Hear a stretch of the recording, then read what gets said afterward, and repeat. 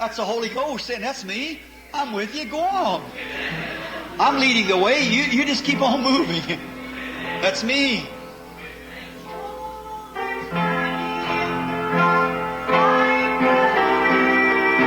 There's honey in the rock for you. Leave your sin for the blood to cover. There's honey in the rock for you. Shall we stand? Oh, go out to the streets and byway preach the word. Say to every fallen brother, there's honey in the rock for you. Oh, there's honey in the rock, my brother. There's honey in the rock for you. Lay your sins for blood to cover. There's honey in the rock for you. Now, Only trust Him, only trust Him, only trust Him now.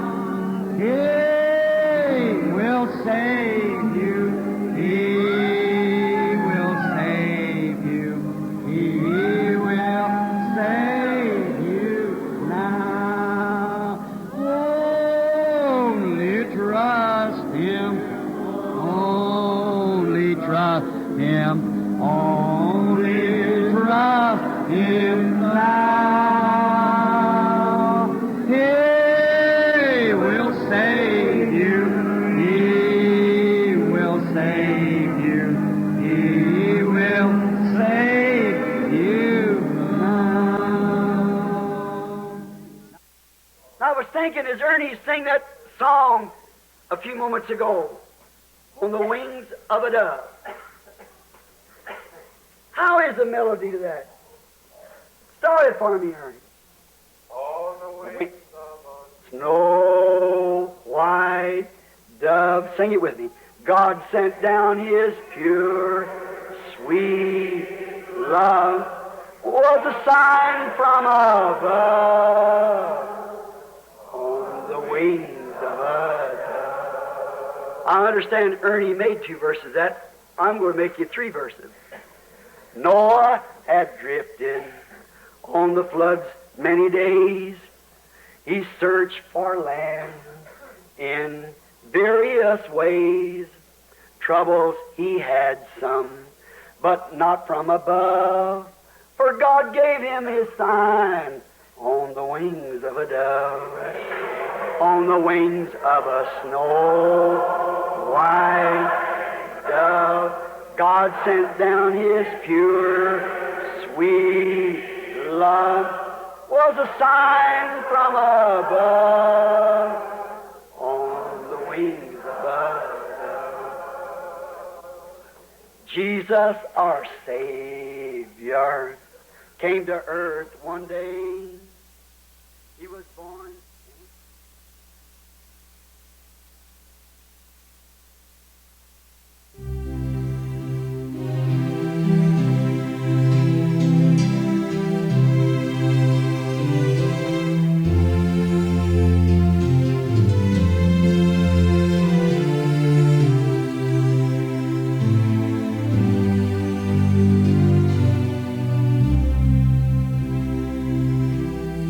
So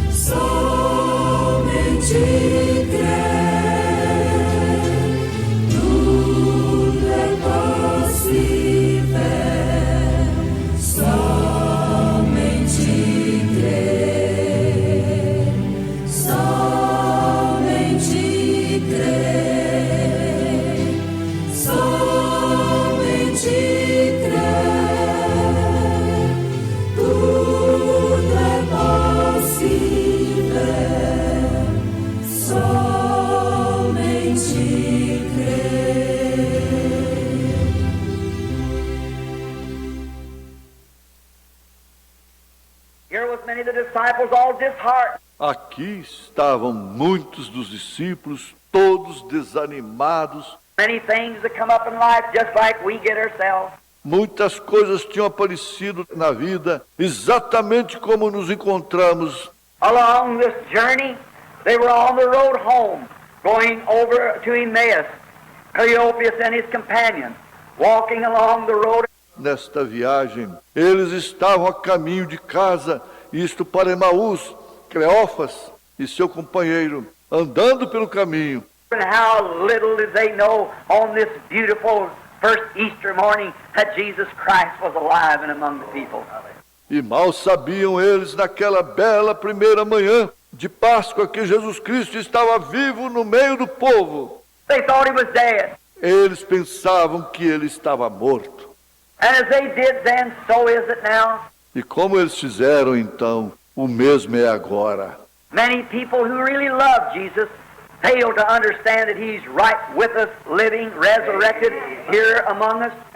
Muitas pessoas que realmente amam a Jesus falham em compreender que ele está conosco, vivo, ressurreto, aqui no nosso meio.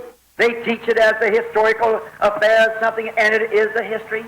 Eles ensinam isto como um acontecimento histórico de algo, e é a história. The Bible is not only a history, but it's a prophet also. A Bíblia não é somente uma história, mas ela é profética também. He's not only dead, but he raised again. Ele não está simplesmente morto, mas ele ressuscitou. He died truly, but he rose again from the dead. Ele morreu na verdade, mas ele ressuscitou dos mortos. And there's many fine Christian people this morning who belong to fine churches who doesn't realize that Jesus Christ is the same yesterday, today, and forever. E há muitas boas pessoas cristãs nesta manhã que pertencem a boas igrejas que não sabem que Jesus Cristo é o mesmo ontem, hoje e eternamente. And is alive among us today with the same powers, the same principles, the same acts that he did when he was here on earth. E está vivo no nosso meio hoje, com os mesmos poderes, os mesmos princípios, as mesmas obras que ele fez quando ele estava aqui na terra. Little does people know that. O povo sabe pouco disto.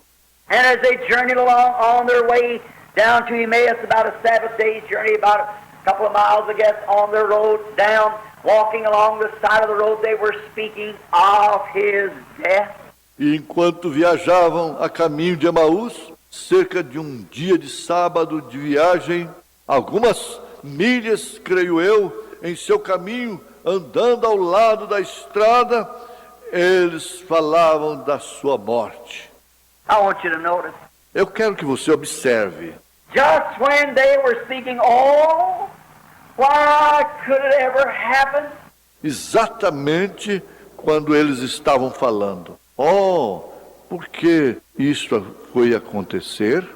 How could it ever happen to us? Como poderia isto acontecer conosco? We've left our church now to follow this man who we thought surely would be the...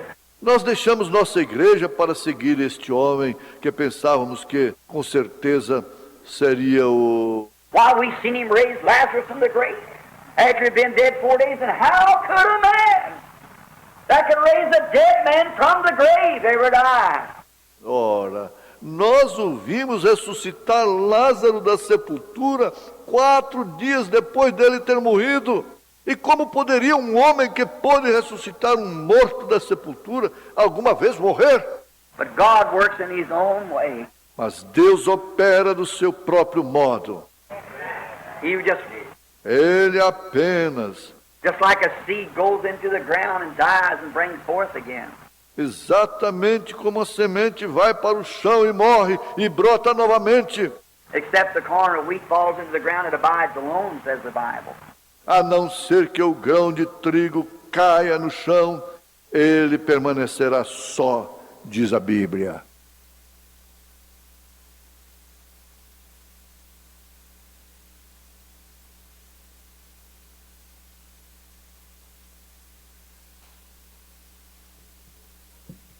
Bom dia, irmãos. Pela graça de Deus, nós estamos mais uma vez reunidos.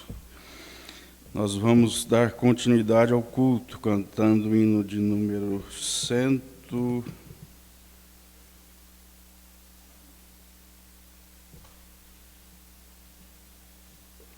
166.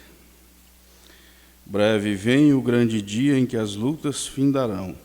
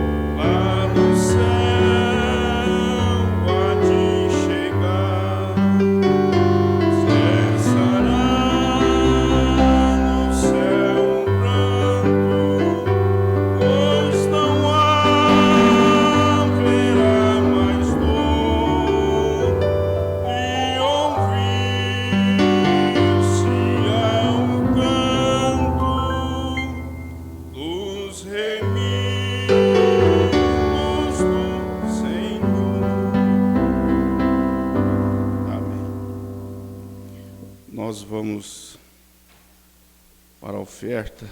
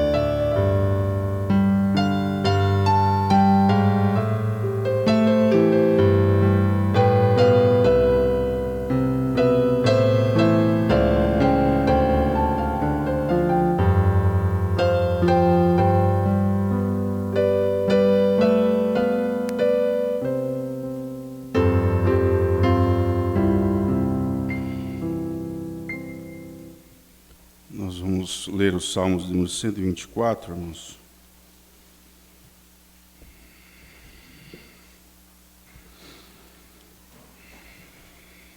Cento e 24.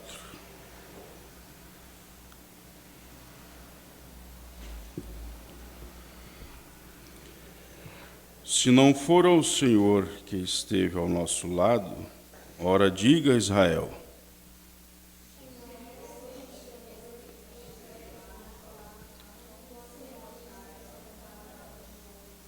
Eles então nos teriam engolido vivos quando a sua ira se acendeu contra nós.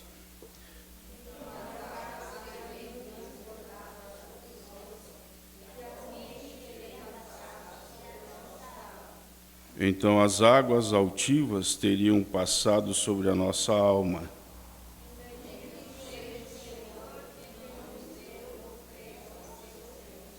A nossa alma escapou como um pássaro do laço dos passarinheiros. O laço quebrou-se e nós escapamos. O nosso socorro está no nome do Senhor, que fez o céu e a terra. Pai bendito, aqui estamos. Nós rendemos a Ti neste momento, colocamos nossas vidas em Tua presença, Pai. Dedicamos esse tempo a Ti nesta hora, este dia a Ti, Senhor. Esteja conosco mais uma vez, nós pedimos a Ti, no nome do Senhor Jesus Cristo. Amém. Pastor.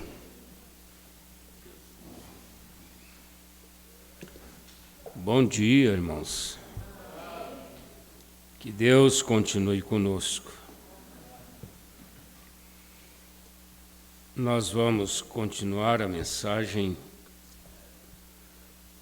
revesti-vos de toda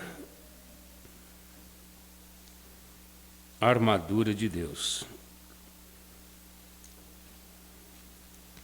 Como disse aqui em Efésios 6, a partir do verso 10. No demais, irmãos meus, fortalecei-vos no Senhor e na força do seu poder. Revesti-vos de toda a armadura de Deus, para que possais estar firmes contra as astutas ciladas do diabo. Porque não temos que lutar contra a carne e o sangue, mas sim contra os principados, contra as potestades, contra os príncipes das trevas deste século, contra as hostes espirituais da maldade nos lugares celestiais. Portanto, tomai toda a armadura de Deus, para que possais resistir no dia mau e, havendo feito tudo, ficar firmes. Nós vamos estudar esta mensagem da maneira que estamos fazendo, lendo. Às vezes lemos muito pouco, porque nós paramos para comentar, porque a mensagem ela abre um leque dentro da nosso raciocínio, e à medida que vamos lendo, vamos vendo outras coisas que são também de importância para a igreja e faz com que a igreja entenda melhor, porque esse é o nosso objetivo. Fazer com que a igreja entenda melhor a mensagem que está sendo estudada, né? Nós não concluímos todo o assunto sobre as 10 virgens, mas eu avalio o resultado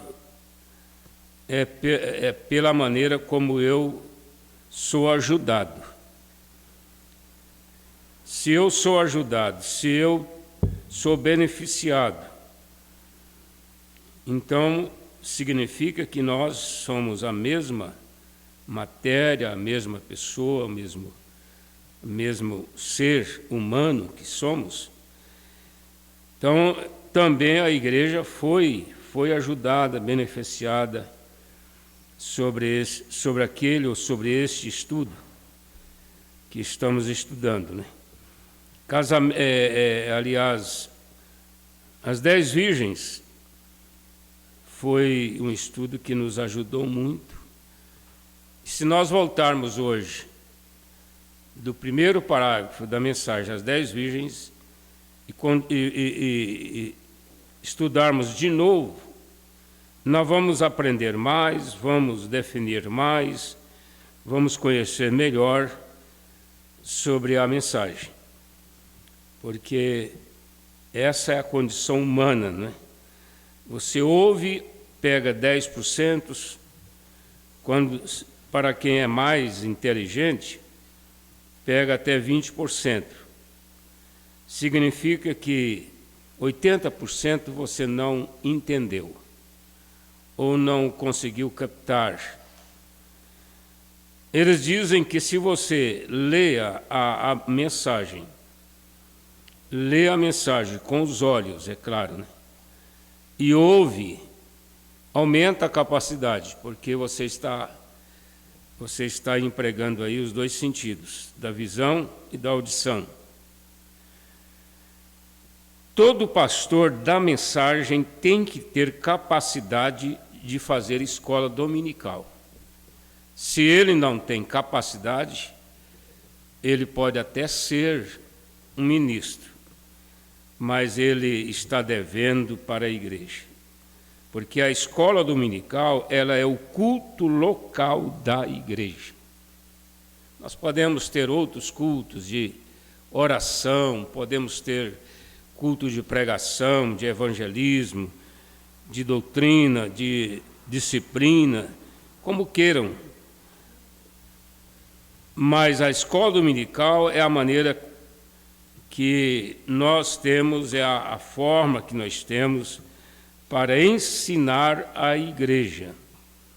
E não é difícil, não depende de muita capacidade, não depende de ser inteligente, é simplesmente ler a mensagem. Porque a nossa escola dominical, toda a nossa aprendizagem que nós temos é a mensagem, nós não temos outro meio, não temos outra coisa. Tudo que pastores tentaram colocar como matéria não funcionou, não funciona. Não funciona. São pastores que às vezes são até considerados mestres na mensagem, mas depois eles mostram que eles não têm nada de mestres. Tem muita coisa de tolos, mas não de mestres. Porque entram por doutrinas erradas, tomam posições infantis, tomam decisões inesperadas até. Mombrano diz aqui, olha, na mensagem Abraão Restaurado, ele falando sobre os problemas da igreja, ele diz, aquelas coisinhas pelas quais eles brigam e se separam, porque brigar, num bom sentido, é cabível. Às vezes você discordar de certos assuntos, se der a oportunidade, até tem até condição, ou melhor, tem até explicação, né, sobre o assunto, mas o problema está aqui, brigam e se separam. Quando você chega a separar no irmão por qualquer desentendimento, mostra que você não está num bom espírito, porque quem está num bom espírito, ele faz suportar aquela pessoa em erro, ele faz orar por ela, ele nunca separa. Isso mostra que não é de Deus, ou eles não se separariam assim. Como eu disse para vocês, e vou repetir enquanto estiver aqui, é preciso analisar bastante mesmo o sentido, como é empregado a ordem da gramática na coisa. Olha que irmão Brana, ele não diz assim, brigam e se separam, isto é do diabo. Não, irmão Brana não diz, isto é do diabo. Olha como ele diz, isto que mostra que não é de Deus. Porque tem coisas que é apenas humanas. O ser humano, ele não perde muito para o diabo, não. Quando ele entra para o lado da maldade, pelo lado humano mesmo, carnal,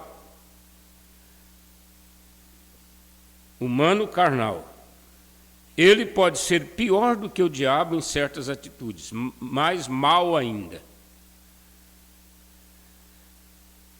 É claro que o diabo, ele tem uma arma muitas vezes mais poderosa. Quando ele quer usar as suas armas poderosas, é só Deus para rebater ele.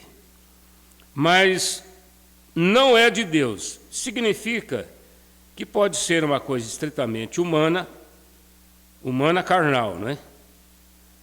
Pode ser algumas coisas que agem na conveniência. Vocês sabem que hoje nós vivemos um mundo, aliás, eu digo hoje, ontem mesmo eu estava pensando nisto. O ser humano, ele sempre foi o mesmo ser humano, desde o princípio da humanidade. Nós temos coisas na igreja de Paulo que estão se repetindo hoje. Exatamente, são quadros bem parecidos. E aonde ficou Paulo há 2000 anos atrás? Nós imaginamos que era um tempo completamente arcaico, um tempo assim que não tinha quase nada na terra, né? Era o ser humano debaixo de árvores, comendo coisas do mato, andando descalço, não tinha médico, não tinha remédio. Nós imaginamos assim, pelo tempo, né? Pelo que passou. Por quê? Porque nós somos levados a pensar no mundo que evoluiu de 100 anos para cá. 100 anos para cá. Antes de 70 anos atrás, 80, dentro do nosso relacionamento, bem claro, o mundo era completamente inicial em tudo. Aqui mesmo em Goiás, aqui no Brasil, que o Brasil tem 500 anos, aqui em Goiás, as pessoas viviam uma vida muito primitiva, moravam no mato, em ranchinhos. A exemplo do irmão Bonifácio, que veio para a Fazenda Nova há 81 anos atrás, 82 anos. Ele chegou, só tinha 2 ranchinhos em Fazenda Nova. Uma cruz, que foi o cruzeiro, né, da fundação, do apoio católico ali dentro daquela cidade, porque o catolicismo sempre ele trabalhou nesse sentido de desenvolver as coisas. Então tinha um cruzeiro ali e ele entrou naquelas terras. Ele sempre nos contou a história que não tinha donos, que não tinha nenhum dono, a não ser a herdeiros lá daquele sistema de Cismaria e outros sistemas, que eram pessoas que iam ao governo e faziam a documentação daquele terreno sem nem ir lá. E aquilo passaram anos e anos. Agora, eles começaram tudo tudo, uma vida muito difícil, morando no mato, convivendo com animais silvestres, não tinha quase o que comer, quase o que vestir, andavam descalços, usavam remédio do mato, sobreviveram quase que por um milagre. Então nós imaginamos que o mundo era isso há 2000 anos atrás, né? Porque se há 80 anos era assim, imagina 2000 anos atrás. Mas não é. Nós temos que entender que o mundo ele sofreu a sua evolução desde quando eles começaram lá na terra. Caim indo para uma cidade, lá ele casou-se com sua própria irmã. Aliás, eu não digo, a história diz cidade, né? Mas tudo começou ali. Caim com a própria irmã, famílias, e vieram, e aquilo foi uma evolução, porque eles tiveram sabedoria, muita inteligência para isso. A semente da serpente, principalmente, para edificar cidades, para desenvolver tecnologias do tempo, né? O que era a tecnologia? Era trabalhar com a madeira, trabalhar com metais e essas coisinhas assim, mas era o desenvolvimento. Então nós achamos que o mundo é o mesmo de que nós conhecemos aqui há 80 anos atrás, e não é, porque aqui é Brasil, aqui é Goiás. Nós temos que entender isso, né? Mas se você tem conhecimento bíblico, você sabe que não é assim. Então, olha só, coisas que se brigam e se separam. Isso mostra que não é de Deus, que eles não separariam assim. Ou eles não separariam assim. Então não é de Deus. Agora, voltando aqui para a mensagem, nós paramos no parágrafo 51. Eu quero tomar aqui a parte, metade do parágrafo 51. Então as pessoas atravessaram, elas construíram as suas casas, elas tiveram a sua própria nação. Eles viveram em paz. Esse povo aqui, irmão, é Israel quando chegaram em Canaã. Quando foram estabelecidos ali em Canaã. Irmão Branco está falando aqui de Josué, na parte anterior. Falando de Josué estabelecendo o povo na terra. Então ele diz, então as pessoas atravessaram, elas construíram as suas casas, eles tiveram a sua própria nação, eles viveram em paz. A mão de Deus estava sobre eles e os abençoou, e lhes concedeu homens poderosos, homens inteligentes, e ao pensar, mas após algum tempo, quando ficaram velhos, porque esses homens guerreiros que abriram caminho, que construíram as casas e que edificou as cidades e que deu apoio para aquele povo, também envelheceram, acabaram. Olha só o que nós estamos vendo hoje nessa geração. Como eles postam aí as filosofias, porque existem muitas filosofias tomando o lugar da Bíblia. São maldosas? Não. São bonitas? Sim. São filosofias bonitas. Mas eles postam e dizendo, essa geração está acabando.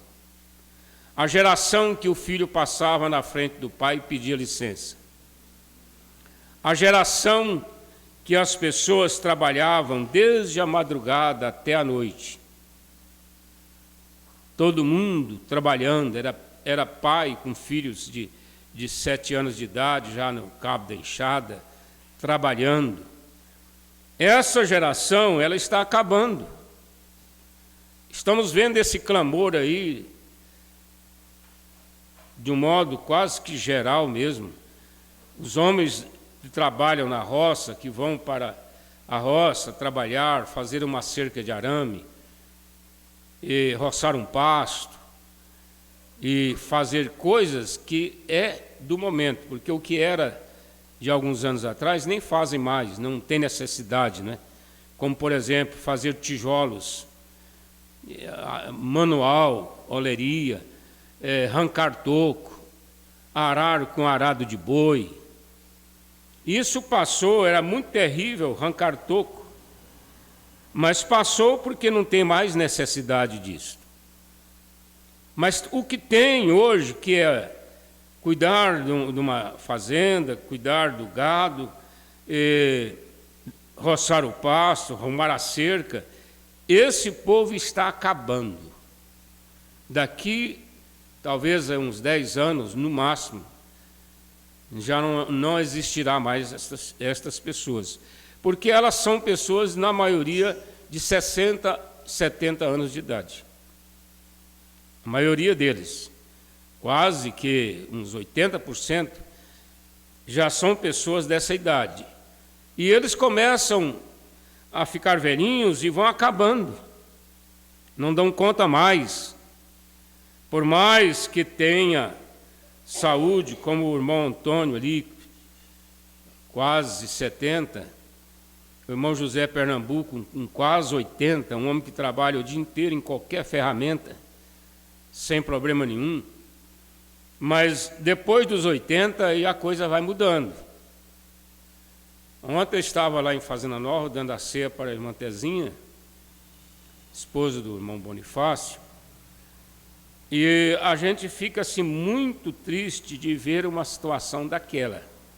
Já não houve mais quase nada, já sofreu derrames várias vezes, já anda no andador, sozinha, dentro de uma casa, passa o dia inteiro sentado numa cadeira, olhando assim para o telhado. Dia inteiro, porque ela não tem condição nem de andar. Caiu esses dias lá, passou uma noite deitada no chão do piso, porque ela não dá conta de levantar. Aí você vai ver a vida daquela, para nós que conhecemos, e ver naquela situação, e quantas outras já não estão assim? Quantas outras pessoas já não estão assim? Pessoas que deram a vida, trabalharam, lutaram para fazer a vida da família e hoje já estão assim. Quando não param num abrigo, né? Quando não param no abrigo. E é exatamente isso aqui que o irmão Brano está falando aqui, ó. Eu não estou fora do assunto, não. Olha só. É a metade do parágrafo 51. Então as pessoas atravessaram, elas construíram as suas casas, eles tiveram a sua própria nação, eles viveram em paz. Eu não sei se está aqui nesta mensagem, eu preguei aqui poucos dias, acredito que seja nesta mensagem. O irmão Brando dizendo assim, olha, em tempo, citou que Abraão Lincoln, né, citou, em tempo de paz, prepare-se para a guerra. Em tempo de saúde, prepara-se para a doença, para a velhice. Prepare-se. A pessoa sábia, inteligente, ela não é apanhada de surpresa. Ah, fiquei velhinho, estou aqui abandonado, não tem nada, não fiz isso, não fiz aquilo. Não. Mas ele disse, você sabe, você tem que ficar velho para morrer. Se não morrer, novo, né? Mas existe vida após a morte. Aqui está o nosso consolo. Existe vida após a morte. Vida após a morte. Aqueles santos que tombaram nas eras, eles não morreram, eles simplesmente atravessaram uma dimensão e continuam vivos da mesma maneira, com uma vantagem milionária. Essa vantagem é que aí eles não estão mais sujeitos a esses corpos aqui. Eles estão dentro de um ambiente de amor perfeito. É onde eles estão. Então nós temos vida ali. Pois na casa de meu Pai existe muitas moradas. O irmão Branham, ele aplicou estas moradas aqui nos dois sentidos. O nosso corpo é morada. Na casa de meu Pai há muitas moradas. Nosso corpo, ele é morada, morada de Deus. E existe também o lugar. Até a Nova Jerusalém, que é uma cidade composta de casas, onde vai morar cada eleito de Deus. Será que Jesus errou no número? Jesus fez lá 1000 casas e vai chegar 1.500 pessoas. Aí vamos ter que morar 2 famílias numa casa só? Não, Jesus fez as casas de acordo com a quantidade de pessoas que vão para lá. Não vai ficar uma casa vazia. E nem vai morar 2 famílias numa casa. Porque ele conhece quem vai para lá. Ele conhece o eleito. Eles estão no livro da vida do Cordeiro. Eles estão, na força da expressão, escritas na palma da mão dele. Então ele fez uma casa, está fazendo uma casa de acordo com o número que vai para lá.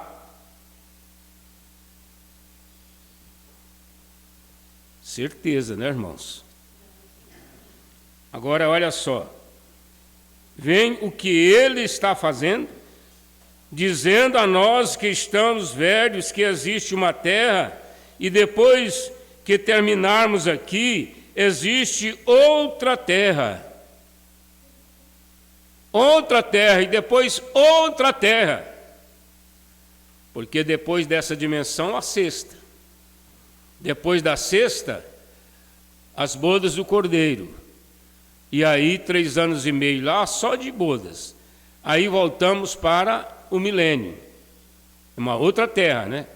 O milênio é uma outra terra além da sexta dimensão.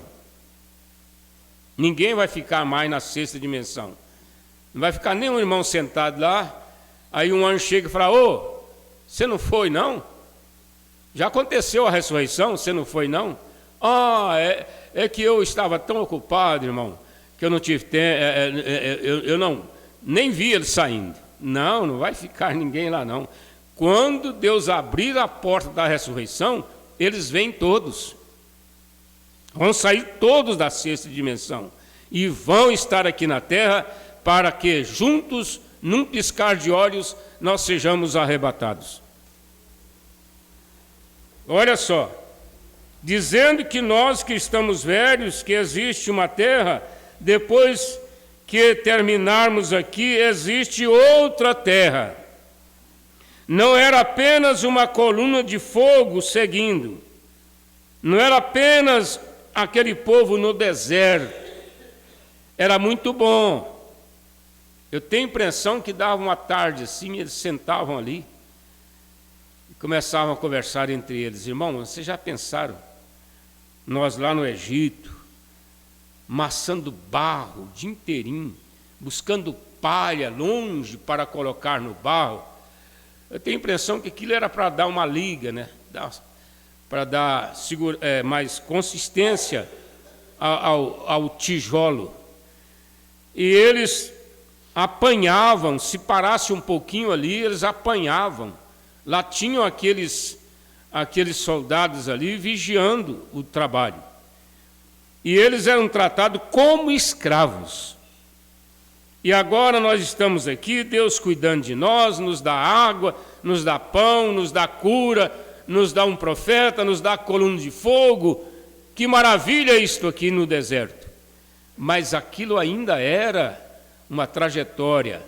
O que ficou mesmo maravilhoso foi quando eles entraram lá em Canaã e tomaram posse e construíram as famílias e começaram a plantar as suas coisas, a colher, a criar os seus animais. Não era apenas uma coluna de fogo seguindo, ele era a coluna de fogo, vem? Ele era o anjo do pacto. Porque o anjo do pacto é Deus. Deus era o anjo do pacto lá naquela coluna de fogo. Ele era o anjo do pacto em Jesus aqui na terra. E ele é o anjo do pacto na coluna de fogo sobre a cabeça de William Branham, fotografado aqui. Ele é o anjo do pacto que estava naquela coluna de fogo, revelando casamento e divórcio para o profeta desta era. E então aqui estava ele, e ele disse: depois que o homem houver terminado aqui, e você tiver vivido o seu tempo, terminado aqui, vivido o seu tempo. O meu pode ser 70, o seu pode ser 90, o do irmão Haroldo pode ser 110. Cada um tem o seu tempo, né? Este é o tempo de semeadura. Eu grifei aqui, eu colori aqui essa frase. Este é o tempo da semeadura. Qual o tempo? É o tempo que você viveu na terra. Você está só semeando, semeando, semeando. Vocês sabem que a semeadura, ela é uma lei. Uma lei. A semeadura de qualquer semente é uma lei. E a lei diz assim, ó, a maior sentença dessa lei é assim: você semeia o que quiser, mas na hora de colher, você tem que colher o que você semeou. A lei da semeadura é isso, é colher o que semeou. Ah, mas eu não pensava, eu estava tão despercebido que eu não pensava que eu iria colher carrapicho, porque eu só plantei carrapicho. Deixei de plantar arroz, trigo, cana, rama de mandioca para dar mandioca, amendoim, tanta colheita gostosa, boa, né? Falando de grãos, porque essa colheita aqui não é só, isso é apenas uma aplicação, mas tantas coisas boas para semear, e eu vou ter que colher só carrapicho. Ô, gente, a coisa mais difícil que tem é andar numa roça cheia de carrapicho, cheia de picão. Essas coisas eu gosto de falar, irmão, porque são coisas que a gente viveu. A vantagem nossa hoje, por sermos da idade que somos, é que nós vivemos tudo isso que era lá, daquele tempo. Quantas vezes tínhamos que andar numa roça cheia de picão e carrapicho, para pegar uma espiga de milho lá no meio da coisa, quebrar aquele milho, jogar lá no lugar, depois ir lá, carregar aquilo, colocar no balaio, pôr nas costas e levar lá para fora, fazer um monte lá fora. E tinha que fazer, não tinha conversa. A calça ficava grossa. Agora, já pensou, quem planta só o carrapicho, não colhe nem milho, porque é só carrapicho? É a lei. Se você passa a vida toda fazendo só coisas erradas, maltratando, falando mal, e fazendo coisas erradas, aí você diz assim, coisas erradas seria o quê? Usar drogas? Vender drogas? Beber cachaça? Fumar? Prostituir? Não, irmãos, isso aí é o absurdo das coisas erradas. É o absurdo, porque na verdade Nós fazemos coisas erradas até com boa intenção. Boa intenção. Tem hora que você pensa assim, meu Deus, por que eu fui abrir um trabalho em tal lugar? Por que eu construí ali? A intenção foi tão boa, aquilo era uma intenção tão grande de ter uma igreja, de ter um templo, de reunir o povo, de congregar o povo. Aí você vai chegar a uma conclusão no fim da vida que o bom é que você não tivesse feito aquilo. O bom é que você não tivesse feito. Agora, se eu estou me referindo a coisas sagradas, imagina vocês as coisas erradas. Quantas vidas sofrendo, pessoas sofrendo, por causa de casamento, por causa de mudança, por causa de relacionamento. Você ter que colher aquilo, sofrer aquilo e não ter para onde ir. Porque quando você não tem compromisso nenhum com aquela família, com aquela igreja, e resolve, vai embora para lá, separa para lá, sem murmurar, sem falar mal, sem reclamar, sem odiar, muda para lá e fica quietinho na sua, tá bom demais. Mas tem coisa que não tem jeito de sair.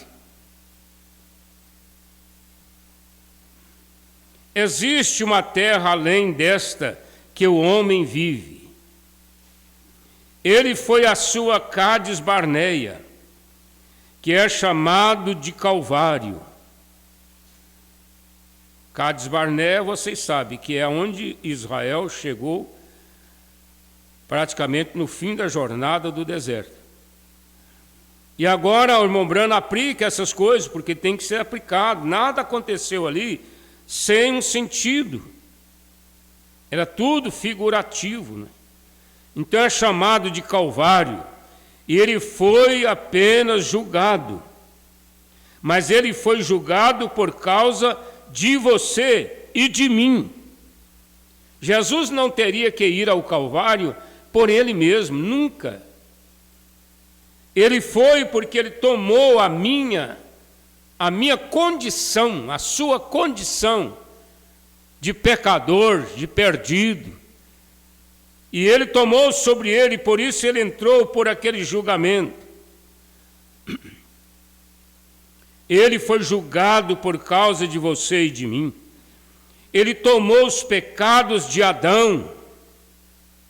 E ali ele suportou o julgamento. Atravessou o rio Jordão da morte. Mas ele, no terceiro dia, ele retornou. O que era ele? Trazendo a evidência, como Josué. Ele trouxe a evidência de que a terra era real.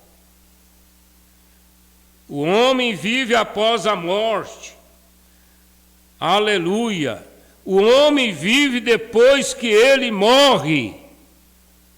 A única evidência que nós temos é a ressurreição de Jesus. Jó disse em Jó 14, se um homem morre, depois ele viver novamente, tem um ponto de interrogação aqui, né? Pode ele viver novamente? Ou viverá ele novamente? Esperarei todos os dias designados do meu tempo, até chegar à minha transformação. Eu sei que o meu Redentor vive, sendo um profeta centenas de anos antes, 2000 anos antes. E, no entanto, ele viu a sua transformação. Porque quando ele teve essa visão, ele era a coisa mais ridícula. Era um corpo velho, cheio de lepras, abandonado pela igreja, abandonado pelos irmãos, abandonado pela esposa. Os filhos tinham ido. não tinha mais nada com ele. Foi lá que ele teve essa visão da transformação. Eu sei que o meu Redentor vive. Sendo um profeta centenas de anos antes, quando Eliú falou com ele e o Espírito de Deus veio a seu profeta, cheio de feridas e de uma forma terrível, ele perdeu tudo que tinha, exceto a sua vida. Porque foi isto que Deus preservou quando Deus entregou ele a Satanás, para provar que ele era um filho de Deus. E ele estava sentado ali, e o Espírito veio sobre ele, e ele olhou através da corrente do tempo por 4.000 anos. Não foi 2.000, não, foi 4. E ele viu a vinda do Senhor, e ele disse: eu sei que o meu Redentor vive, e nos últimos dias ele se colocará sobre a terra.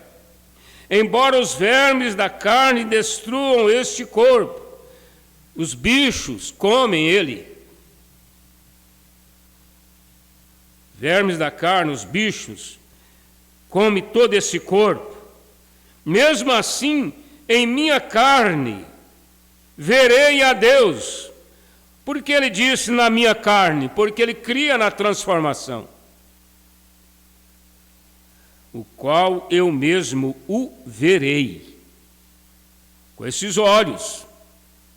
Eu mesmo verei, não será uma imaginação, não é uma imaginação, não seria, era ver com seus próprios olhos. Mombrana diz que quando Jesus morreu, ele desceu lá nas almas encarceradas, pregou para elas no primeiro dia. No segundo dia, ele desceu ao inferno, foi lá e tomou Satanás, jogou de costa no chão, pegou as chaves, as 2 chaves que ele tinha tomado de Adão, saiu dali e parou na porta do paraíso. Quando Jesus parou na porta do paraíso, Jó gritou de lá: ó, ele ali! Ó, meu Redentor ali! Porque não era mais um santo que estava chegando lá. O último que havia chegado lá, talvez fosse o ladrão da direita. Porque Jesus havia dito: hoje mesmo estarás comigo no paraíso. E Mombrana diz que aquele ladrão ainda estava no Velho Testamento. Ele ainda era santo do Velho Testamento. E ele desceu para o paraíso naquele mesmo dia com Jesus. Então, quando Jó viu ele lá na porta, ele não pensou assim: é mais um santo que está chegando aqui. Não, ele olhou e conheceu Jesus. Ele gritou com Abraão, ele gritou com todos os santos ali: ah lá ele, eu vi ele, é aquele que eu vi. Então ele viu com seus próprios olhos, na dimensão que nós chamaríamos hoje da 6ª dimensão, só porque eles ressuscitaram e foram para a 7ª. Eles foram para a 7ª. Eles chegaram lá e bateram na porta. Abriu a portaz eterno. Eles foram para lá em corpo glorificado já. Corpo glorificado, porque é corpo terreno, corpo celestial que vai para a 6ª e corpo glorificado que vai para a 7ª. Jesus, ele está em corpo glorificado. Ele está sentado lá no trono do Pai. Mombrana diz que ele está lá fisicamente. É por isso que quando você vai orar e que você consegue entrar lá naquela dimensão, a 7ª, e ver Jesus ali, enviando o Espírito Santo a nós, porque ele não está sujeito a tempo nem espaço. Jesus está lá no trono, sentado no trono do Pai, mas Ele está aqui também. Ele está aí com você. Ele é onisciente. Então você ora falando com Jesus lá, dizendo: oh Jesus, meu amigo, meu Salvador, meu Redentor, Jesus, me ajude nesse problema. Jesus, me ajude nesta hora.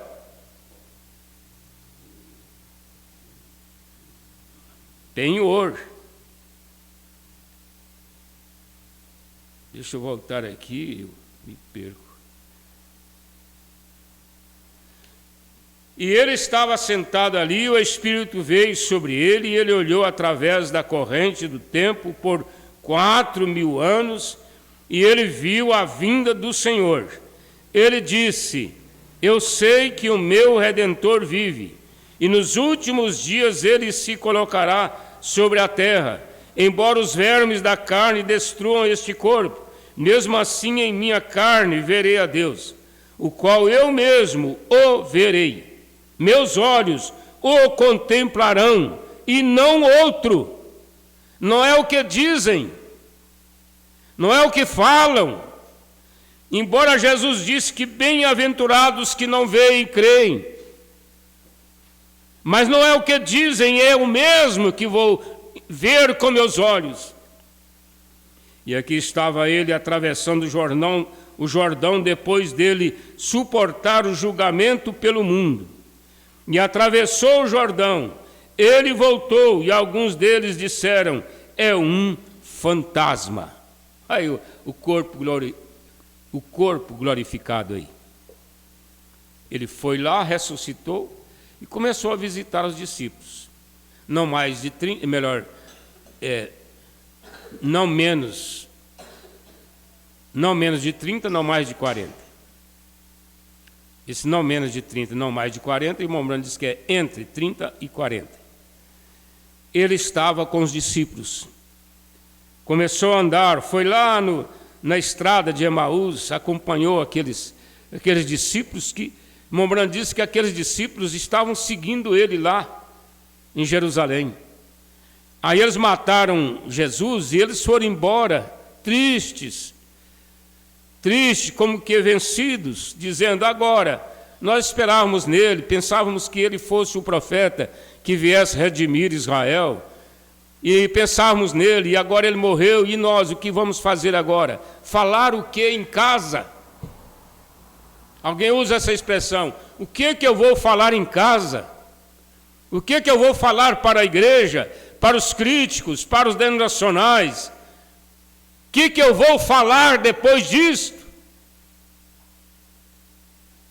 Mas ele acompanhou eles e consolou eles e partiu o pão para eles. De repente ele estava lá na praia, sentado ali, esperando Pedro chegar de volta da pescaria. Aí vem Pedro, aí vem João, aí vem Tiago, todo mundo vindo lá no barquinho, e ele sentado ali na praia. Eles chegaram e ele disse assim: vocês têm alguma coisa aqui para comer? Ah, não temos não, mestre. Ele diz: vem cá. Com certeza ali atrás de alguma coisa, né, atrás de uma pedra, lá estava a janta prontinha, peixe assado e as coisas tudo arrumadinha. Ele disse: olha aqui, vamos comer. E Jesus comeu. Que corpo é esse, irmãos?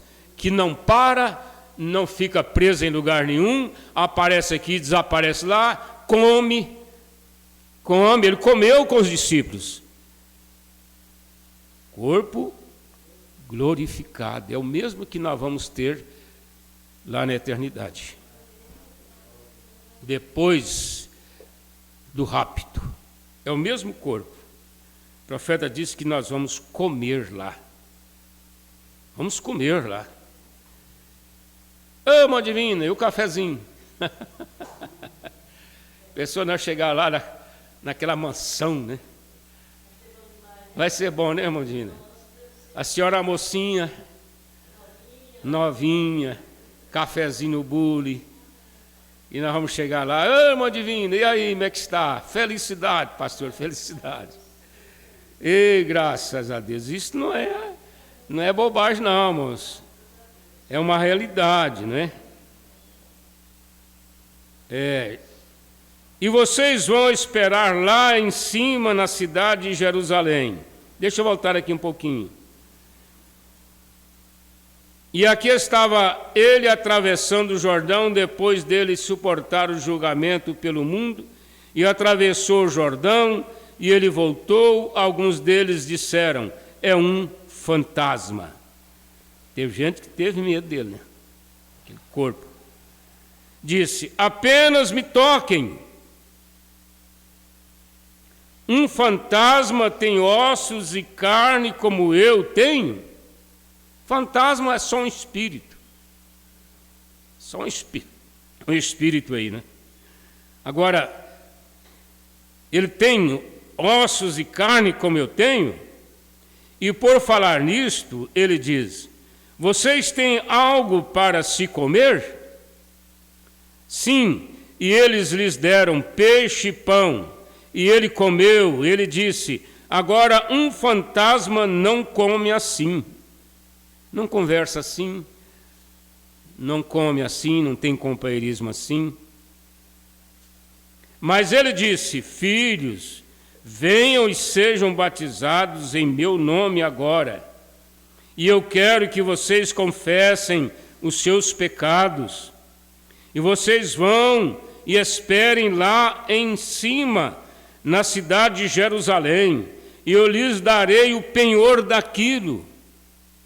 Porque não só adiantava eles terem andado com Jesus, eles terem comido com Jesus, precisava de ter o Espírito de Jesus. Havia uma necessidade maior. Então o Espírito Santo lá em Jerusalém foi o penhor disto. E eu lhes darei o penhor da salvação. Eu estava ouvindo o evangelista pregando quarta-feira passada. É claro, ele não faz isso por maldade. Mas ele dizendo que a cura divina é o penhor da ressurreição. Está certo. Não foi assim que ele disse.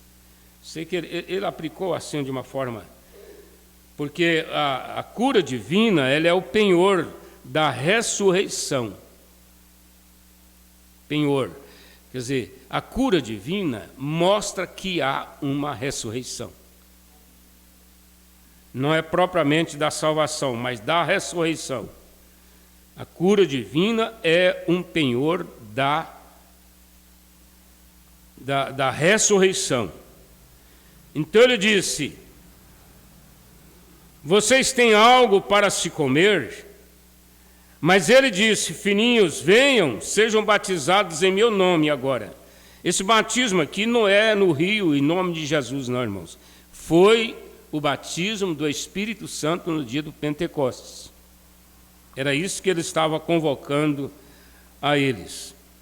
Agora, pense...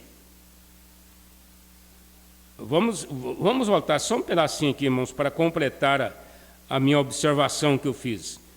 Cura divina, penhor da ressurreição. E batismo com o Espírito Santo, penhor da salvação. Aí sim, batismo com o Espírito Santo, penhor da salvação. Agora pense nisto, amigos. Não há mais. Estamos em nosso caminho. Para onde? Para uma terra prometida. Era figurativo lá, né? Viajando com quê? A evidência. Nosso Josué tem voltado. Glória. Nosso Josué trouxe o quê? Trouxe evidência. A ressurreição de Jesus foi evidência. Você pode crer que há uma ressurreição, porque há um túmulo aberto lá em Jerusalém, de onde Jesus saiu. Agora, aqui atrás, quando nós falamos sobre os velhos, olha só o profeta diz aqui. Após a morte, os velhos... Não, eu quero ir para o 51. estava lendo isso aqui, quando o Mombrana fala sobre as cruzes que estão nos cemitérios ali, de heróis. Isso me leva lá para o Rio Amazonas, quando eu estava descendo de navio de Belém para o Macapá, eu mais o Rainer, e aquele navio passava perto tinha hora que era só água, você não via terra. De repente ele passava perto de uma terra, perto de lugares onde moravam os ribeirinhos, pessoas que nascem e vivem ali, num ranchinho na beira do rio, comendo de peixe, de animais, mas tinham aqueles cemitérios, você passava assim, perto do barranco, e via lá aquele cemitério cheinho de cruzes pequenas, cheinho, talvez 500 cruzes ali.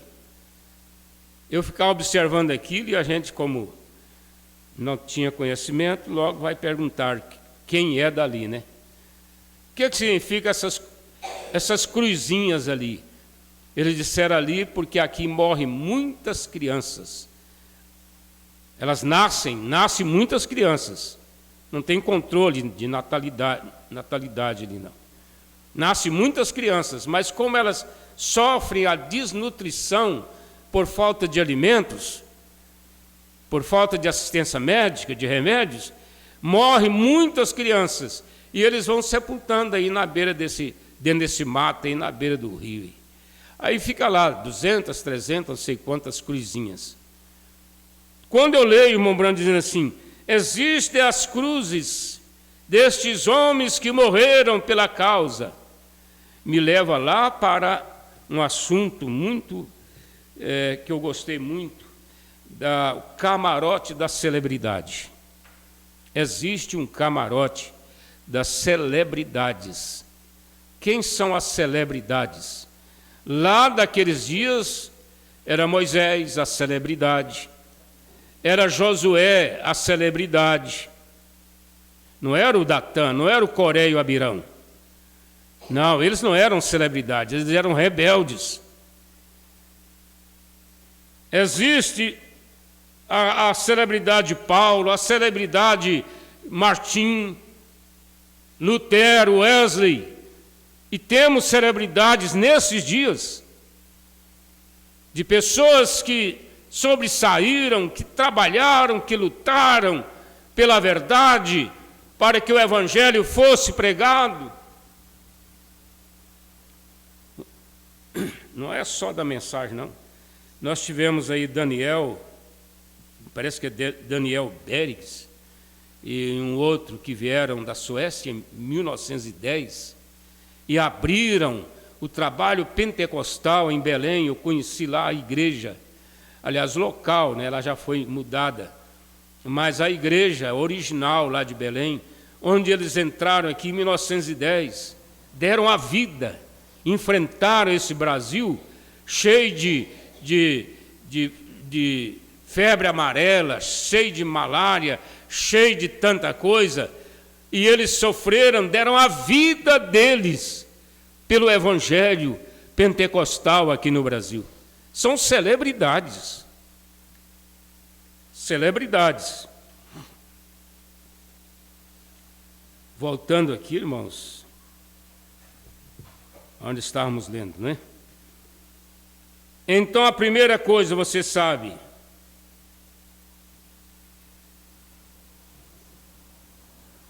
ainda 55?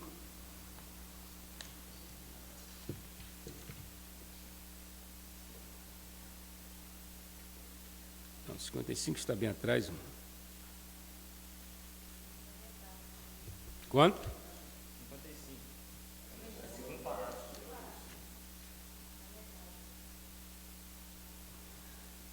Está bem, vou concordar com vocês. É o pagamento da entrada, e um pouco, e apenas um pouquinho do real, esse penhor, né? Agora, eu lhes darei o penhor disto, E então eles esperaram até aquele dia chegar. E eles receberam o penhor da salvação. Esse penhor é o batismo com o Espírito Santo. O que é o penhor, irmãos? Penhor significa um pequeno pagamento de entrada. Você vai ali na garagem comprar um carro e você gostou do carro e você fala assim: me espera até quarta-feira, eu venho buscar o carro. O dono da garagem vai falar assim: então você vai deixar para mim aqui R$5.000 para garantia, é sinal do negócio, uma garantia. Aí você pega o dinheiro, R$5.000, deixa lá com o dono da garagem e vai embora. Você vai correr porque você quer o carro e você já deixou os 5.000. Então isso é penhor, é um sinal que você comprou aquele objeto, é um pagamentozinho como um sinal. Agora pense nisto, amigos, não há mais, estamos em nosso caminho, para onde? Para uma terra prometida, viajando com quê? A evidência. Nosso Josué tem voltado, glória. E nós temos a evidência, porque Josué foi e voltou com cachos de uva. Jesus foi e voltou na ressurreição. Pois uma vez estávamos em pecado e em transgressão, mas nós morremos para as coisas do mundo. E fomos sepultados nele e ressuscitamos com ele na sua ressurreição. E agora estamos bem acima destas coisas. Passamos da morte para a vida. Estamos vivendo nisto. A evidência. Como você sabe que ele vive? Bem, estou vivendo além daquilo. Já ressuscitei daquilo. Realmente provei dos primeiros frutos da ressurreição. É isto, é a respeito disto que estou pensando. Agora sim, Senhor, os espiões chegaram, esses espiões intelectuais para investigarem, e eles descobrem algo que começa aqui, e eles voltam suas armas para isto, e faz com que todas as mulheres se vistam de modo maligno, que faz com que todos os homens comecem a odiar e mentir. Olha só as armas do diabo. E eles simplesmente podem derramar isto neles, esse espírito de odiar, de mentir, porque eles são verdadeiros gigantes. Mas você sabe, isto é muito para os pobres, humildes, filhos de Deus. Sim, isto é correto. Quer dizer, nós não queremos um gigante na mensagem que vai causar todo esse desconforto para nós, né? Você sabe, estas pessoas rastejam, guiando-os para longe. Você sabe que Judas disse, no livro de Judas ele disse, eles rastejam, se introduziram os homens do passado que estavam pré-ordenados para esta condenação. Você não crê nisto? Que tal isto? Sim, pré-ordenados para esta condenação. O que? Se aproximam esses gigantes intelectuais, chegando, se introduzindo, convertendo em dissolução a graça de Deus, vê você, desviando a fé do povo. Oh, que coisa! O que eles fazem? É muito perigoso esses gigantes na mensagem, irmãos, porque gigantes lá fora, eles não vão fazer nada contra nós. Não, eles não vão fazer nada. Nós temos gentes aí que são verdadeiros gigantes. A exemplo de um que é líder da Assembleia de Deus, ele está na política, um homem realmente intelectual, muito poderoso, mas ele não vai fazer nada contra a noiva. Não, eles não fazem nada. Qualquer coisa que eles trazem lá, você já discerne de longe. De longe. Eles, para começar, eles são apadrinhados de políticos. Eles estão juntos na política. Então você já discerne de longe. Você sabe, estas pessoas rastejam. Deixa aí à frente. O que eles fazem quando eles chegam? Eles tentam fazer com que eles são espiões de Satanás, meu Deus. Lhes dizendo, os dias dos milagres já passaram, não existe tal coisa como o Espírito Santo. Eles chegaram muito tarde para isto. Eles não apanham uma pessoa que já está selada com o Espírito Santo. Então eles chegam tarde. Que eles não conseguem. E todas estas coisas assim, aqui, tentando explicar toda a glória, toda a bondade. Não existe tal coisa como a cura divina. Deus não quer dizer aquilo. Agora, irmão Branham ainda estava vivendo uma fase, irmãos, que não havia muito definição entre denominação e esses pastores com a mensagem. Não existia muita definição. Porque hoje essas pessoas que combatem a cura divina, para nós eles já ficaram tão longe, né? Tão longe. Porque nós já temos testemunhado disso, já temos visto Deus operar milagres, Deus fazer curas divinas. Nós já temos visto isso aqui, nós já temos a evidência. Então essas coisas já não nos atingem mais. O que eles fazem quando eles chegam? Eles tentam fazer com que eles são espiões de Satanás, lhes dizendo, os dias dos milagres já passaram. Não existe tal coisa como o Espírito Santo. Eles chegam muito tarde para isso. Nós sabemos melhor, sim. Abençoado seja o seu coraçãozinho. Nós sabemos melhor, sim, Senhor. Por mais humilde que você seja, você sabe melhor. Não que nós somos sabeletas, né? Mas você sabe que não é isso.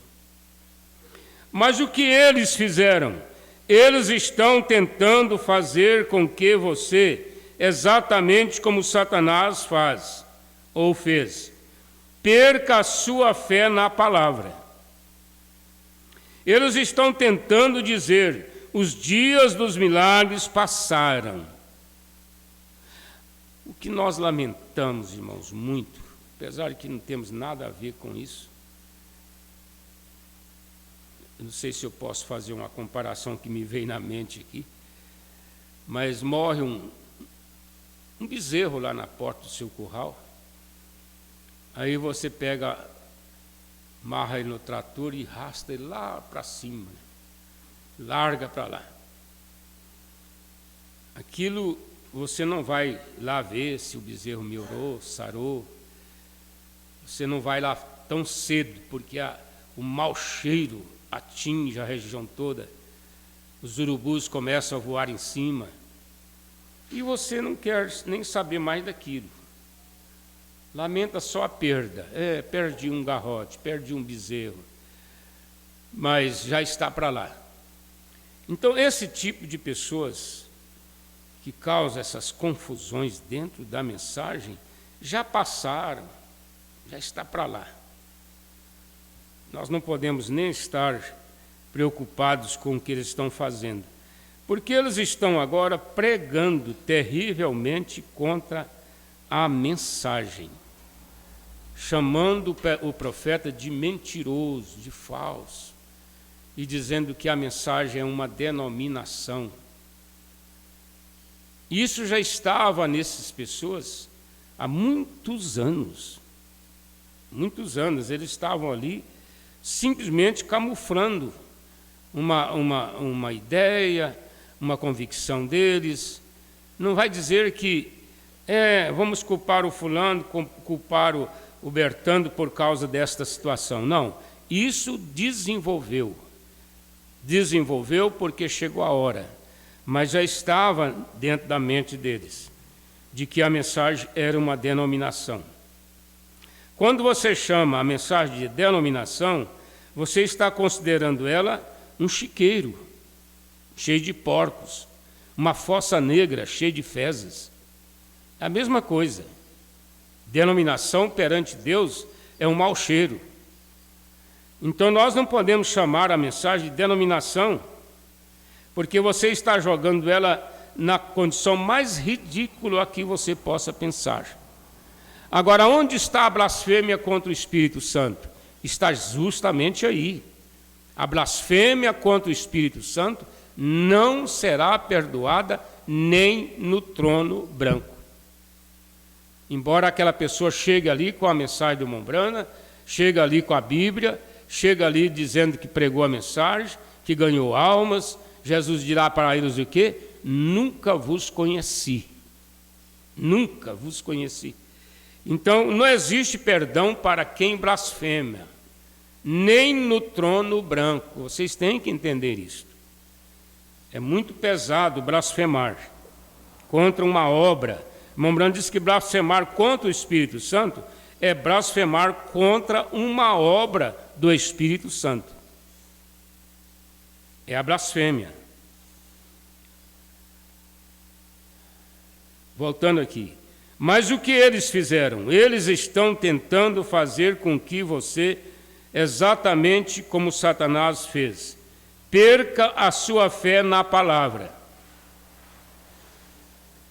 Eles estão tentando dizer, os dias dos milagres passaram, este é apenas um trabalho mental, isso é só emoção, isso é só conversa. Não há nada nisto e todas estas coisas aqui, tentando explicar toda a glória, toda a bondade. Oh, não existe tal coisa como a cura divina. Oh, Deus não quer dizer aquilo. Quer dizer, Deus não quer dizer, em Isaías 53, que pelas suas pisaduras fomos sarados. E que esse fomos inclui você. Ouça, irmão, eu lhes mostrarei, e você pode me mostrar, onde Deus prometeu isto para a igreja. E agora o que eu estou querendo que você faça é me mostrar onde foi que ele tirou disto. Correto? E agora, ele não faz isso. Não sequer coisa. Ele acrescentar um pouquinho mais a isto. Vem? Ele não tira isto.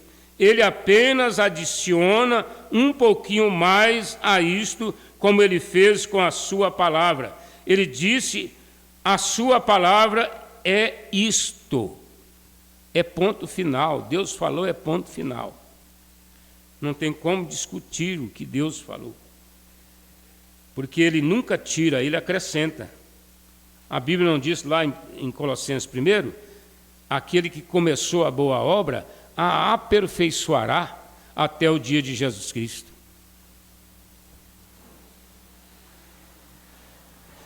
Se o Velho Testamento, o Velho Pacto, a velha expiação possuía cura neles, quanto mais este outro, melhor. Claro, possui mais do que cura. Deus cura a alma, corpo, mente, espírito, tudo. Oh, existe vida eterna nisto? Claro que existe, porque é a vida de Deus manifestada em sua palavra, crendo nela. Agora eles entram rastejando, correto, e tentam estragar a sua fé. Qualquer espírito, irmãos, porque às vezes não vai acontecer isso aqui só num congresso. Vai ter um grande pregador lá, né, vindo dos Estados Unidos, porque a estratégia sempre é esta, é trazer estrangeiros, pessoas que atrai a atenção, né, do povo. Ontem mesmo estávamos em Fazenda Nova, uma grande festa lá do prefeito, e o governador estava lá, e aquela coisa toda. De repente sai um carro de som na rua, convidando o povo. Já tinha terminado, já tinha ido praticamente todo mundo embora. Todo mundo não, ainda tinha alguns carros. Convidando o povo para voltar para a feira coberta, porque uma grande cantora internacional e não sei o que mais estaria fazendo um show ali. Tudo isso é montagem política, né? Fazendo um show, e o povão dispara para trás, né? Corre para lá, vai ver o show. Agora, se falasse assim, vai ter um cantorzinho ali da Fazenda Mamoneira, vai tocar aqui, vai cantar, ninguém iria. Não é mesmo? Ninguém iria lá. Mas anuncia-se o nome de uma pessoa que é fenômeno no assunto de música. Artista, famosa, cita o nome, todo mundo já sabe quem é. Então, eles usam isso dentro do natural, né?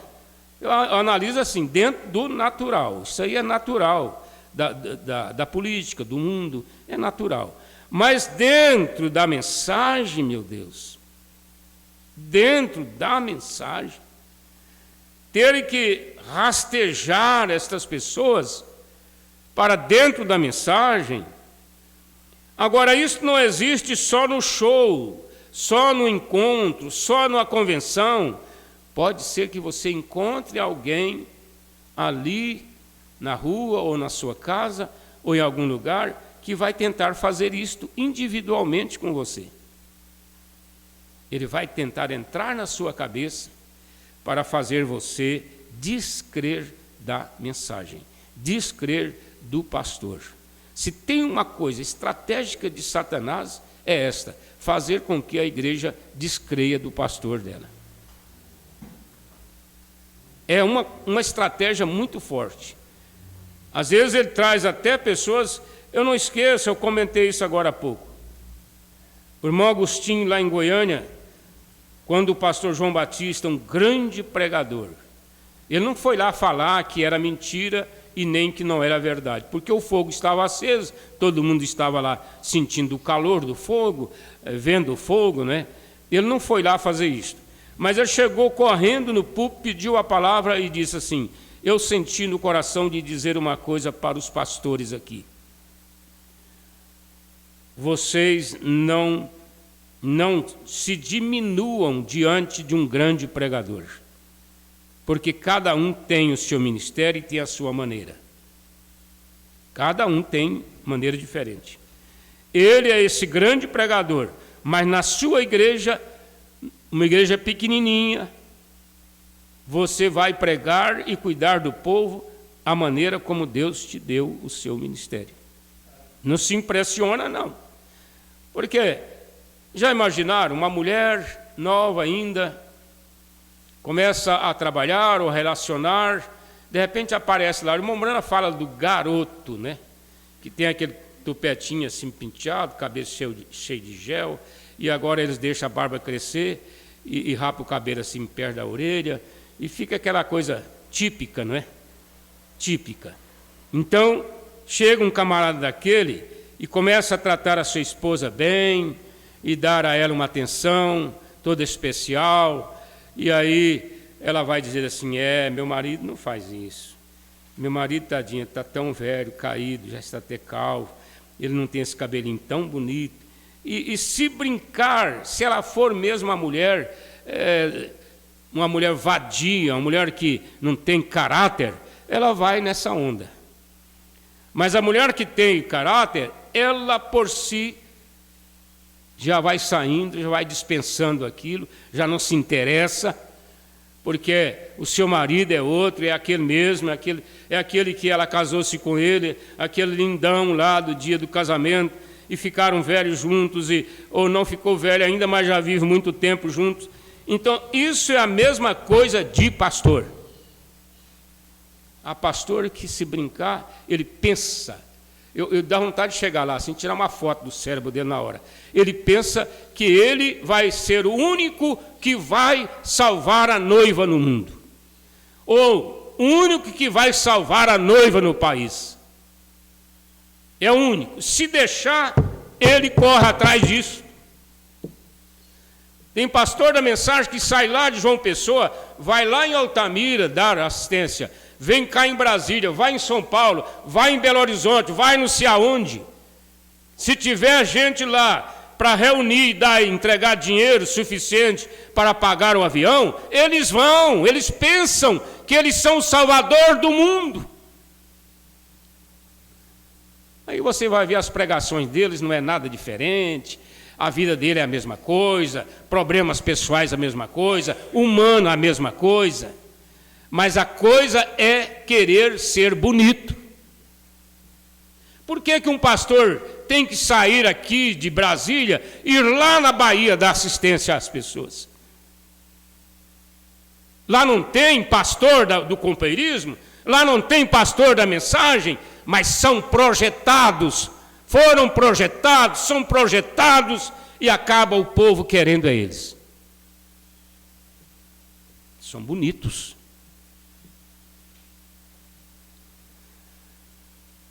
É a verdade, irmãos. Agora, eles entram rastejando. Correto. E tentam estragar a sua fé. Eles apenas tentam tirá-las através de argumento de seus seminários polidos, você sabe. Eles chegam e debatem. Agora, veja aqui, não é este o motivo agora. Pode você apenas imaginar que nos dias de Jesus eles fariam a mesma coisa? Olha, se eles fizeram a mesma coisa, não fariam agora, nesta hora? Eles viam e diziam, agora, não é isto racional? Eu sou implicado com isso, irmãos. Eu não sei se porque eu não saio para visitar um pastor. Tem pastor que tem 15 anos me convidando quase todo dia para ir no campo dele. Eu não vou. Não é o meu ministério. Eu não sou apóstolo no Brasil. Eu não vou.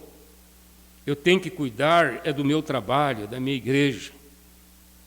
Agora, um pastor sai da Alemanha visitando o mundo inteiro, enchendo as igrejas, só vai pregar em igreja grande, só em época de convenção, e chega lá, estabelece um trabalho. Irmão Branham não fez isso, irmãos, nem um minuto do seu ministério. Ele ia na África, ele ia na Índia, ele ia em outros países, ele esteve no Canadá, ele esteve até aqui na Venezuela, mas ele ia lá e levantava o povo e estabelecia um ministro para aquele povo. Olha lá na cidade de Milton, a história bem conhecida. Ele chegou lá, tinha uma igreja fechada, um diácono assentado na porta. Ele pediu a chave da igreja, abriu aquele trabalho, deixou uma igreja lá com mais, não sei quanto, mas uma igreja cheia. Ele deixou lá, começando com 4 pessoas, em um culto de 4 pessoas.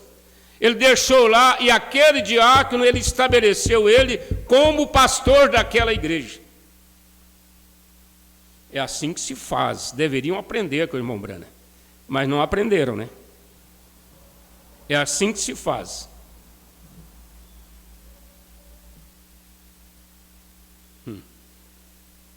Podemos falar tudo que vem, não, porque senão nós vamos extrapolar, né? Deus abençoe, irmãos. Nós vamos parar aqui. Deus abençoe a igreja. Então você tenha cuidado com os que entram rastejando.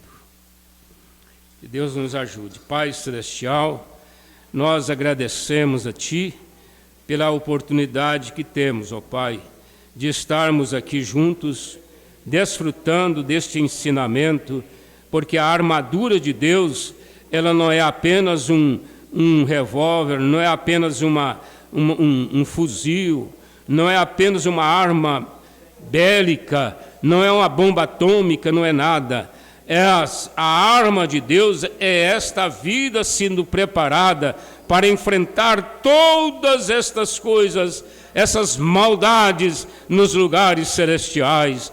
Deus, prepara esta igreja, que ela seja uma igreja madura, que ela seja uma igreja idônea, que ela seja uma igreja definida, ó Pai. Nós te pedimos nesta hora, em nome de Jesus Cristo. Amém. Irmãos, até a noite. Deus abençoe vocês e vocês vão com Deus. Nós agradecemos os nossos irmãos que estão assistindo pela internet. Irmão Tássios Leonan, irmão José Antônio Família em Cachoeira, a irmão Juliane Porá e a irmã Samila e Leidiane também aqui em Porá. Deus abençoe vocês. A família do irmão Adeilson está suspeita, do Covid, é por isso que a irmã Noêmia não veio hoje e nós não tivemos a escolinha das crianças. Mas é passageiro, É passageiro essas coisas. Deus abençoe vocês aí onde estão. Até mais tarde.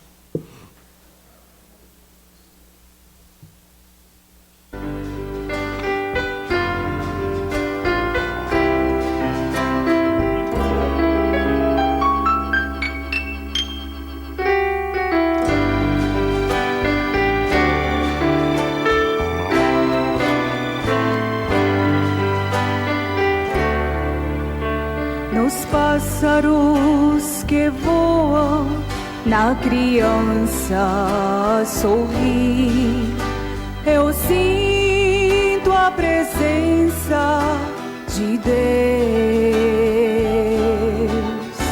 Nos mares e nos rios, em tudo que existe, eu sinto a presença de Deus. Eu sinto a presença de Deus aqui. Eu sinto a presença de Deus. Sua voz humilde, mansa e suave fala comigo. Filho meu, eis que estou contigo.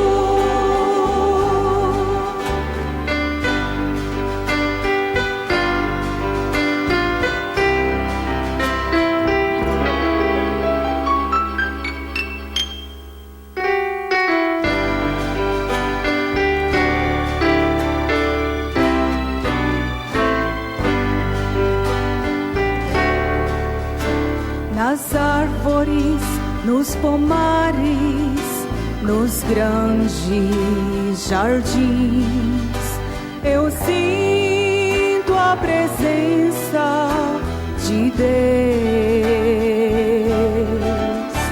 Na chuva, também no sol, no vento